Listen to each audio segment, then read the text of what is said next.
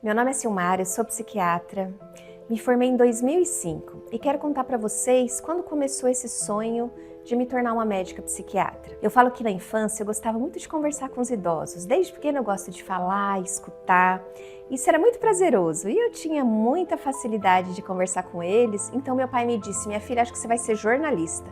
Meus pais sempre foram simples e ele nunca imaginou que eu seria médica, não tem médicos próximos. E eu falei, pai, por que jornalista? Ele, minha filha, porque você gosta de conversar com as pessoas. Você gosta de perguntar, você gosta de falar. Eu penso que essa vai ser uma boa formação para você. E eu fui estudando e eu me dei conta que eu queria fazer medicina. Eu queria encontrar uma forma de poder ajudar as pessoas. Ajudar as pessoas principalmente a viverem melhor. E foi na faculdade que eu fui mudando de ideia.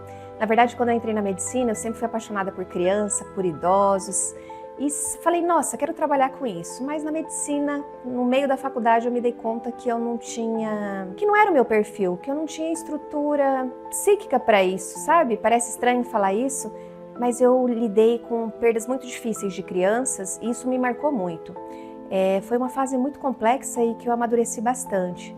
E ali eu me dei conta que ver crianças sofrendo não era o que eu queria fazer para o resto da vida. Eu realmente queria trabalhar com qualidade de vida. E os idosos também eram apaixonados, mas com o tempo eles iam indo.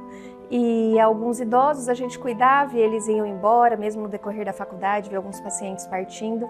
Quando eu comecei a trabalhar, eu comecei a olhar para a medicina que eu sempre gostei mesmo.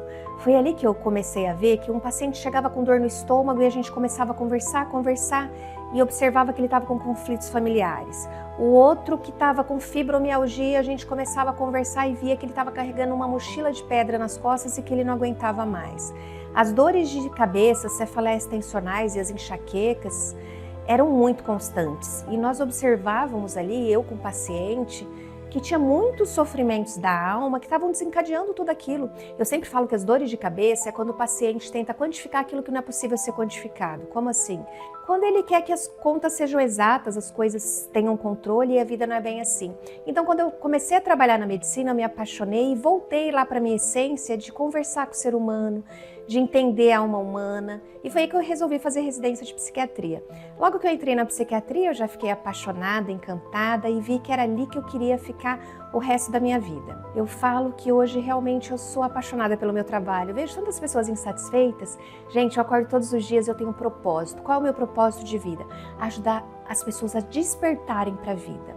Quando nós acessamos a consciência, é possível viver melhor. Gente, eu quero dizer uma coisa para vocês. Problemas absolutamente todos nós temos, uns mais, uns menos. Eu vou ser muito sincera, eu venho de uma família muito simples e ingenuamente eu achava que muitos dos problemas eram desencadeados por situações financeiras. E eu comecei a atender pessoas simples que não tinham dinheiro nem para pagar realmente o ônibus e elas tinham problemas. Mas depois, quando eu comecei a atender pessoas com nível socioeconômico melhor, eu observei que as dificuldades poderiam ser um pouquinho diferentes, mas as dores da alma eram exatamente iguais. Por isso que eu sempre falo, gente, independente dos problemas que nós temos, vive melhor quem aprende a lidar com eles da melhor forma. Cada vez mais as pessoas vivem no piloto automático e eu venho falando, gente, precisa parar, desligar esse piloto automático, se reconectar, saber para onde quer ir, quem é e para onde quer ir, para daí sim ter uma vida um pouco mais em paz. Hoje em dia, né, as pessoas correm muito, mas elas não sabem para onde elas querem ir. Autoconhecimento é liberdade. É muito difícil ser livre sem ter autoconhecimento. Eu passei anos achando também que só o amor resolvia.